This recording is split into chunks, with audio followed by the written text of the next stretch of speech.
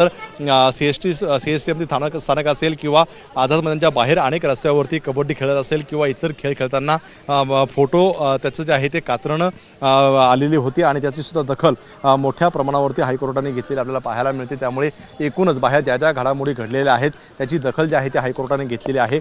आपण पाहतोय अगदी वर्तमानपत्रातील बातम्यांची दखल असेल किंवा राज्य सरकारकडनं मांडलेल्या बाजू असतील किंवा अगदी गुणरत्न सदावर्ती यांनी नमूद केलेल्या काही गोष्टी असलेल्या सगळ्याबाबतचे जे आहे त्या दखल घेतलेली आपल्याला हायकोर्टाने पाहायला मिळत आहेत। सगळ्या याच्यावरती आता थोड्याच वेळामध्ये निकाल येणं अपेक्षित आहे। मात्र बाहेर जे जे काही घडलेलं आहे 4 दिवसामध्ये त्या सगळ्याचा जो आहे तो संपूर्णपणे अहवाल जो आहे एक प्रकारे जी माहिती जी आहे ती न्यायालयात ठेवलेली आहे आणि त्याच्यावरती न्यायालयाने सुद्धा याची दखल घेतल्याचं स्पष्ट केलेलं आहे। आपण पाहतोय की यामध्ये सगळ्यात महत्त्वाचे मुद्दे आहेत की या आंदोलनासाठी बाहेरून मुंबईमध्ये मोठ्या प्रमाणावरती आंदोलक येत आहेत। यावरती सुद्धा हायकोर्टाने स्पष्ट निर्देश दिलेले आहे की बाहेरच्या आंदोलकांना जे आहे ते मुंबईत येऊ देऊ नका, अशा प्रकारचे स्पष्ट निर्देश जे आहेत ते हायकोर्टाने दिलेले आपल्याला पाहायला मिळतात। दुसरं म्हणजे आझाद मैदानामध्ये परवानगी दिली असताना सुद्धा CSTMची परिस्थिती असेल किंवा आझाद मैदानाच्या बाहेर अनेक रस्त्यांवरती दक्षिण मुंबईमध्ये मोठ्या प्रमाणावरती आंदोलक आहे, या सगळ्या आंदोलकांना हटवा अशा प्रकारचे निर्देश सुद्धा मुंबई हायकोर्टाने दिलेले आहेत। त्यामुळे आता याची अंमलबजावणी करणं जे आहे ते क्रमप्राप्त आहे। राज्य सरकारची आता ही जबाबदारी आहे। खरं तर आपण पाहतो की आता राज्य सरकारची जबाबदारी आहे, त्यामुळे राज्य सरकार असेल किंवा पोलीस यंत्रणा असेल ही जबाबदारी नेमकं कसं पार पाडते हे सुद्धा पाहणं अतिशय महत्त्वाचं आहे।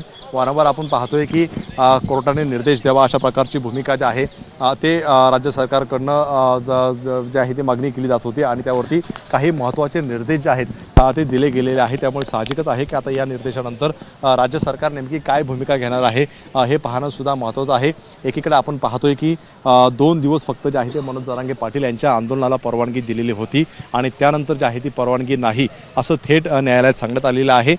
जे आंदोलन सुरू आहे त्यामध्ये अटी व शर्तींचा भंग सुद्धा करण्यात आला असल्याचं न्यायालयामध्ये जे आहे ते पोलिसांनी म्हटलेलं आहे। त्यामुळे आता मनोज जरांगे पाटील यांच्या आंदोलनावरती अनेक प्रश्न जे आहेत ते उपस्थित करण्यात आलेले आहेत। त्यामुळे आता न्यायालय यावरती आपला निर्णय काय देतं हे पाहणं सगळ्यात महत्त्वाचं असणार आहे, कारण ज्या प्रकारे हमीपत्र घेतलेलं होतं त्यामध्ये अटी व शर्तींचं पालन झालेलं नाही असं स्पष्ट जे आहे ते न्यायालयाने सुद्धा आपलं मत जे आहे ते नोंदवलेलं आपल्याला पाहायला मिळते।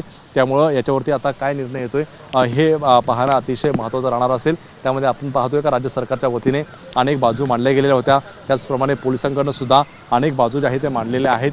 अटी व शर्तींचा भंग होतोय हे वारंवार जे आहे ते सांगितलं। राजू, मी तुला थोडंसं थांबवतो, एक महत्त्वाची अपडेट हाती येते ती म्हणजे वर्तमान